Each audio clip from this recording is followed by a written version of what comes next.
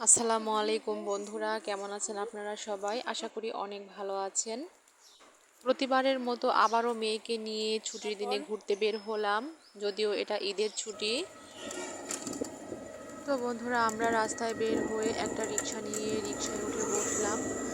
রিক্সায় ঘুরতে আমার অনেক ভালো লাগে, আগেই বলেছি।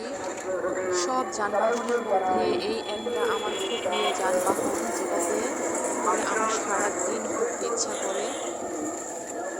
আর এই কারণে আমার স্কুটি থাকা সত্ত্বেও আমি মাঝে মাঝে রিকশায় চড়ি। তো আমরা পার্কে পৌঁছে গেছি। এটা ডিসি পার্ক, নাটোর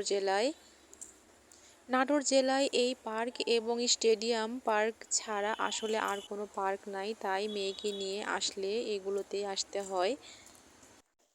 পার্কে এক ব্লগার আপুর সাথে দেখা, আপুও ভিডিও করছিল।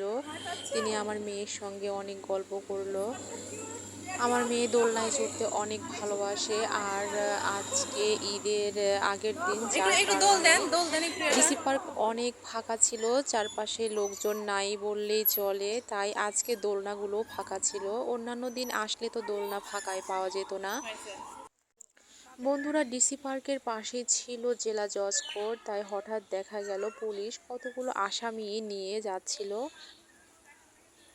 আমি শুধু ভাবছিলাম, আসলে এদের কি কোনো ঈদ নেই? হায়রে জীবন! অনেক কয়জনই আসামি ছিল, তাদের হাতে হ্যান্ডকাপ পরানো ছিল। তো আমি তাদের কাছে গিয়ে একটু ভিডিও করার চেষ্টা করলাম। যাই হোক, ফিরে আসি মেয়ের কাছে। আমার মেয়ে তো ঘুরতে পারলে অনেক খুশি। বন্ধুরা দেখেন, সে খুশিতে নাচতে শুরু করে দিল, চারপাশে ছুটে বেড়াচ্ছে আর নাচছে। তার খুশি যেন ধরেই না। বারবার যেখানেই ঘুরতে নিয়ে যাব, তার মন খুশিতে ভরে ওঠে। আর ডিসি পার্কে সুন্দর একটা লেক আছে, যেখানে শাপলা ফুল আরও সুন্দর সুন্দর জিনিস আছে, যেগুলো দেখে আমার মেয়ে অনেক খুশি। অনেক কর্মজীবী মায়েরা তাদের বাচ্চাদের নিয়ে ছুটির দিনে এখানেই বেড়াতে আসে। এখন পার্ক থেকে বিদায় নেওয়ার পালা বন্ধুরা।